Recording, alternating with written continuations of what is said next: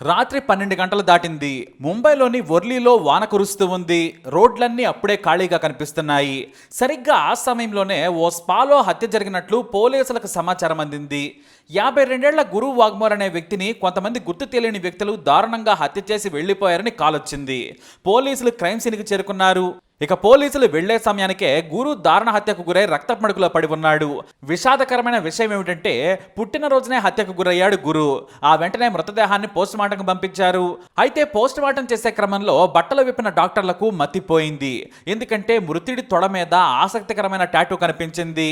నాకు ఈ 22 మందితో ప్రాణహాని ఉంది, చనిపోతే వీరిని ఇన్వెస్టిగేట్ చేయండి, మా ఇంట్లోని డైరీలో కూడా పేర్లన్నీ ఉన్నాయని టాటూ కూడా రాసి ఉంది. అంటే ఆ లైన్ కూడా రాశాడనమాట.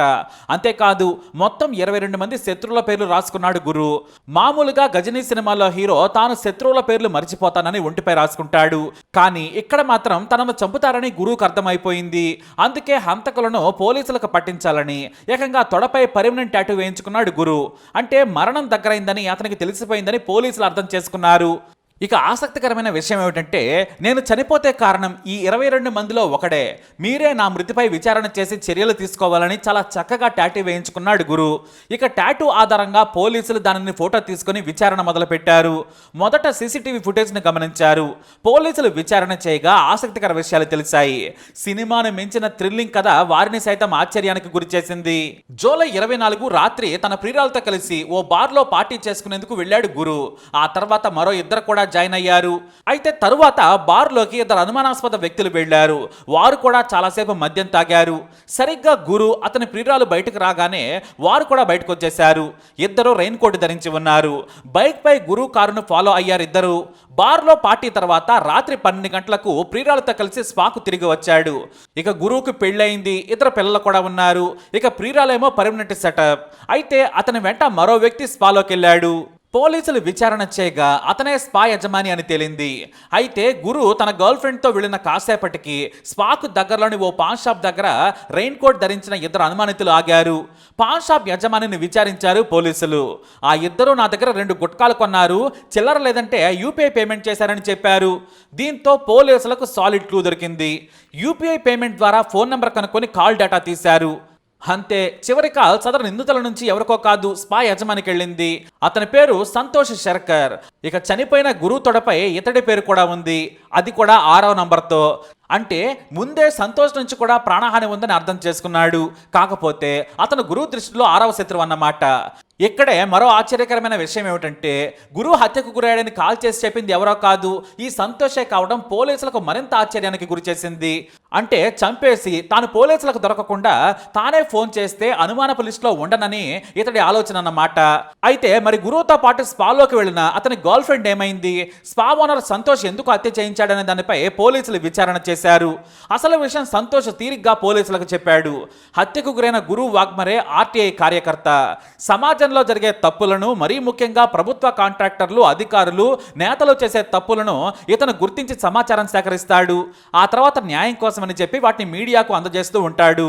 ఇలా మొదట్లో ఆర్టీఐ కార్యకర్తగా సమాజం కోసం పనిచేశాడు. కానీ ఆ తర్వాత కొంతమంది ఇతనికి డబ్బు ఆఫర్ చేశారు. తమ పేరు బయటకు రానివ్వద్దు, మా గురించి విచారణ చేయొద్దని చెప్పారు. దీంతో అలా ఆర్టీఐ కార్యకర్త కాస్త ముసుగులో బ్లాక్ మెయిలర్గా మారాడు. ఇలా ఎంతో మందిని బ్లాక్ మెయిల్ చేసి ఫుల్లుగా డబ్బులు సంపాదించడం మొదలు పెట్టాడు గురు. అంతేకాదు ఇక గర్ల్ ఫ్రెండ్ కూడా మెయింటైన్ చేస్తూ మజా చేస్తూ ఉన్నాడు. ఇక స్పా యజమాని సంతోష్ తన స్పాలో ఇల్లీగల్ దందా చేయడం మొదలు పెట్టాడు.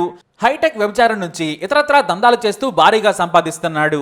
ఈ విషయం కాస్త గురువుకు తెలిసింది. దీంతో నాటి నుంచి బెదిరించడం మొదలుపెట్టాడు. ఇక ఆ తర్వాత స్నేహితులు కూడా అయ్యారు. స్నేహం చేసినా కూడా దందా మాత్రం వదిలిపెట్టలేదు గురు. ఎప్పుడంటే అప్పుడు ప్రియురాలను తీసుకుని వచ్చి ఆస్పాలోనే శృంగారం చేసుకుని వెళ్ళిపోయేవాడు. అయితే 7 ఏళ్లుగా సంతోష్ని ఇలా వేధిస్తూనే ఉన్నాడు గురు. లక్షలు సమర్పించుకున్నా కూడా వదిలిపెట్టడం లేదు. నువ్వు సంపాదించుకున్న దాంట్లో నాకు కూడా కొంత వాటా ఇస్తే చాలని బెదిరించడం మొదలుపెట్టాడు. లేదంటే పోలీసులకు ఫిర్యాదు చేస్తానన్నాడు. నా దగ్గర ఆధారాలు ఉన్నాయని బ్లాక్మెయిల్ చేస్తూ ఉన్నాడు. ఇతనొక్కడనే కాదు, 100 మందిని బ్లాక్మెయిల్ చేస్తూ ఉన్నాడు గురు. కానీ తనకు 22 మంది నుంచి ప్రాణహాని ఉందని మాత్రం గుర్తించాడు. తనకు ప్రాణహాని ఉందని భయపడ్డా కూడా బ్లాక్మెయిల్ మాత్రం ఆపలేదు. ఫ్రీగా వచ్చే డబ్బుతో ఎంజాయ్ చేయడానికి అలవాటు పడ్డాడు. దీంతో గురువు వేధింపులను తట్టుకోలేక 2 కాంట్రాక్ట్ కిల్లర్స్ను సెట్ చేశాడు. గురువుని గాని చంపితే 10 లక్షలు ఇస్తానని చెప్పాడు. ఇందుకోసం ఫిరోజ్ అన్సారీ, సాదిక్ అన్సారీ అనే కిరాయి హంతకులతో బేరం కుదుర్చుకున్నాడు సంతోష్. వారికి 6 లక్షల రూపాయల అడ్వాన్స్ కూడా ఇచ్చాడు. కానీ గుట్కాకు కర్కుర్తి పడి చిల్లర లేక యూపీఐ పేమెంట్తో తాను దొరికిపోతానని సంతోష్ ఎప్పుడూ ఊహించలేదు.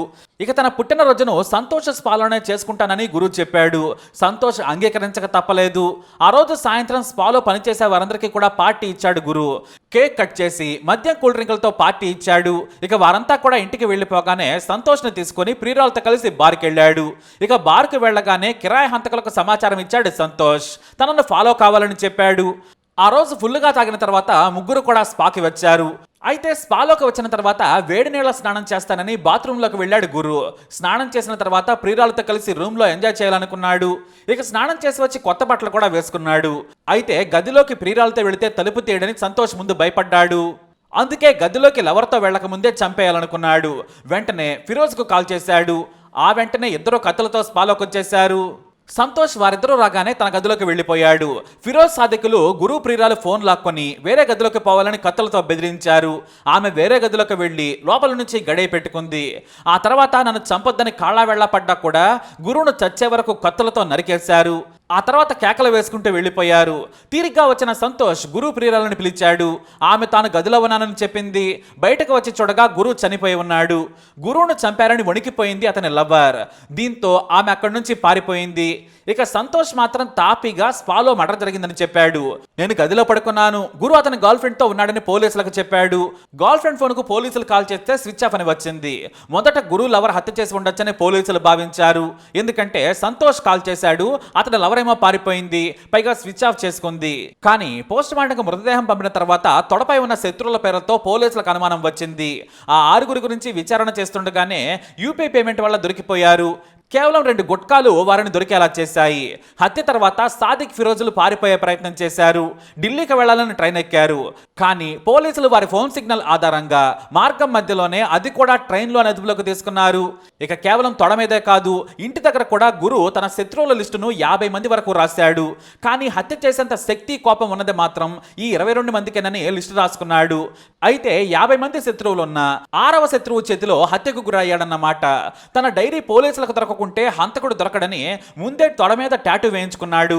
అయితే ఈ టాటూ గురించి అతని గర్ల్ ఫ్రెండ్కు కూడా తెలుసు. కానీ పోలీసులకు చెప్పేందుకు భయపడింది. ఇక తన మీదకు హత్య కేసు వస్తుందని పరారీలో ఉంది. కానీ ఈ హత్యలో సంతోష్ మాత్రమే ఉన్నాడా, ఇతర గురు శత్రువులు కూడా ఉన్నారా అనేది పోలీసులు విచారణ చేస్తున్నారు. అంతేకాదు పరారీలో ఉన్న గురువు లవర్ దొరికితే పోలీసులకు మరిన్ని సంచలన విషయాలు కూడా తెలిసే ఛాన్స్ ఉంది. అలా మరణాన్ని ముందే ఊహించి గురు తన శత్రువుల పేర్లను టాటూగా వేయించుకున్నాడు. బయట ఉంటే అందరికీ కనిపిస్తుందని తొడ మీద వేయించుకున్నాడు. కానీ ఈ మతిమరుపు లేని గజని ఊహించినట్లే హత్యకు గురయ్యాడు.